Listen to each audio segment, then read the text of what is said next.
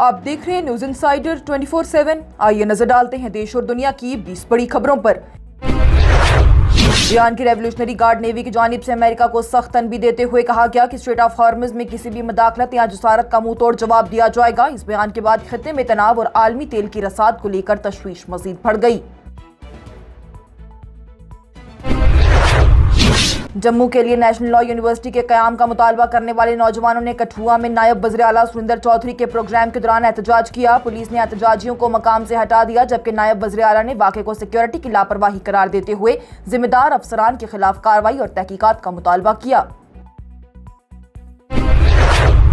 शिरोमणि अकाली दल ने ऐलान किया कि दिलजीत दोसांझ की फिल्म सतलुज पंजाब के हर गांव में दिखाई जाएगी। पार्टी का यह कहना है कि फिल्म सिख नौजवानों और जसवंत सिंह खालरा पर हुए मजालिम को उजागर करती है, जबकि फिल्म को बिना जरूरी सर्टिफिकेशन के OTT पर रिलीज करने की वजह से हिंदुस्तान में हटा दिया गया।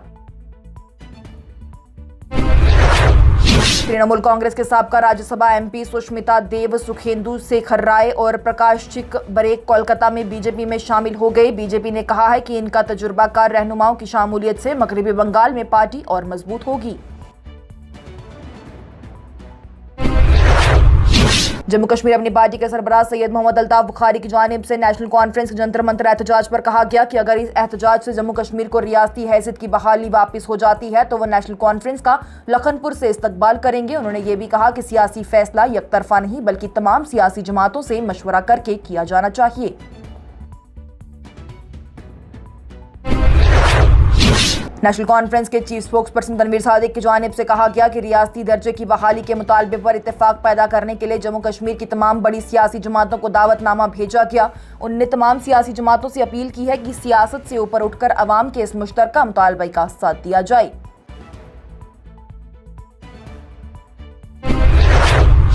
तलमरग के MLA फारूक अहमद शाह की जानिब से कहा गया कि जम्मू कश्मीर में अब मास टूरिज्म के बजाय सस्टेनेबल टूरिज्म को फरोग दिया जाना चाहिए। उन्होंने कहा कि गुलमर्ग, पहलगाम और सोनमर्ग जैसे मकामात की फितरी खूबसूरती को महफूज रखते हुए सफाई, वेस्ट मैनेजमेंट और बेहतर प्लानिंग पर तवज्जो देना जरूरी है ताकि सयाहत मुस्तकिल तौर पर तरक्की कर सके। पीपल्स डेमोक्रेटिक पार्टी की सरबराह और जम्मू कश्मीर की साबका वज़ीर आला महबूबा मुफ्ती की जानिब से मरकजी वजीर नितिन गडकरी को खत लिखकर मुतालबा किया गया कि नेशनल हाईवे 701A को बीरवा से गुजरने वाले मौजूदा रास्ते पर ही तरक्की दी जाए और बाईपास ना बनाया जाए। उनका ये कहना है कि बाईपास से बीरवा की तिजारत मुतासिर होगी और हजारों खानदानों के रोजगार पर असर पड़ेगा। महाराष्ट्र के नंदित के करीब विष्णुपुरी में नेशनल हाईवे पर एक पुल का हिस्सा अचानक गिर गया। इस हादसे में 2 अफराद मामूली जख्मी हुए, जबकि पुल गिरने के बाद शाहराह पर ट्रैफिक बुरी तरह मुतासिर हुआ। वाक़े की वजह मालूम करने के लिए तहकीकात शुरू कर दी गई।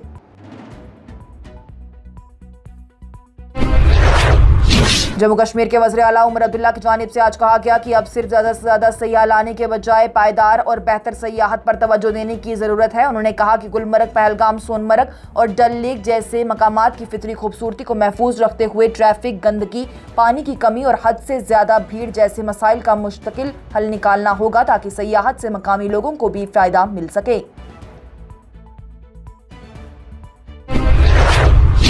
मीरवाइज़ कश्मीर मौलवी उमर फारूक की जानिब से बड़गाम में एक ताज़ियती तकरीब से खिताब करते हुए मरहूम आयतुल्लाह सैयद अली खामिनेई को ज़बरदस्त खराज अक़ीदत पेश किया गया। उन्होंने कहा कि आयतुल्लाह खामिनेई की ज़िंदगी ईमान, इंसाफ, मजलूमों की हिमायत और मुस्लिम उम्मा के इत्तेहाद का पैगाम देती है। मीरवाइज़ ने शिया सुन्नी यकजहती, फ़लस्तीन की हिमायत और फ़िरका वारियत से दूर रहकर अमन और भाईचारे को फ़रोग देने पर जोर दिया।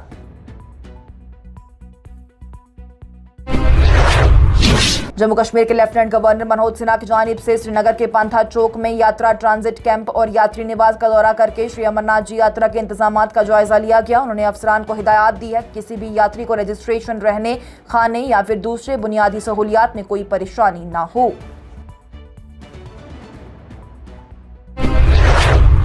Jammu Kashmir school education department ने नई हिदायत जारी करते हुए आज कहा कि जिन उस्तादिज़ा के पास एक से ज़्यादा पोस्ट ग्रेजुएट डिग्रीज मौजूद हैं उन्हें 30 दिन के अंदर सिर्फ एक मजमून का इंतखाब करना होगा।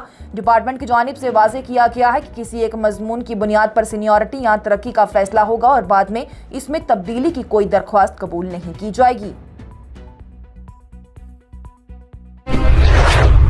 पाकिस्तान के कब्जे वाले कश्मीर में अवामी एक्शन कमेटी और हुकूमत के दरमियान बातचीत बेनतीजा खत्म हो गई। कमेटी ने ऐलान किया है कि जल्द ही बड़े एहतजाज का आगाज किया जाएगा और हकूक की जंग हर सूरत में जारी रखी जाएगी। रहनुमाओं का इल्जाम है कि हुकूमत बातचीत के बजाय जोर जबरदस्ती का रास्ता इख्तियार कर रही है, जबकि इलाके में तनाव और अवामी बेचैनी लगातार बढ़ रही है।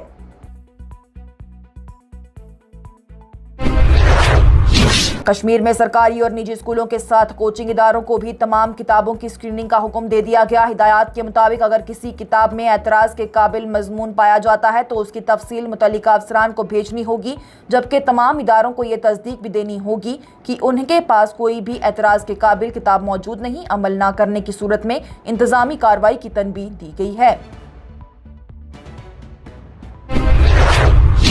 पाकिस्तान के सूबा बलोचिस्तान के क्वेटा सिविल अस्पताल में उस वक्त तनाव पैदा हो गया जब जियारत हमले में हलाक 21 पुलिस एहलकारों की लाशें अस्पताल पहुंची। लवाहिकीन ने लाशें हवाले करने का मुतालबा करते हुए एहतजाज किया और आसिम मुनीर मुर्दाबाद और पाक फौज मुर्दाबाद के नारे भी लगाए। रिवायत के मुताबिक सिक्योरिटी एहलकारों ने लाशें फौरन घर वालों के हवाले नहीं की, जिसके बाद सूरत हाल मजीद कशीदा हो गई।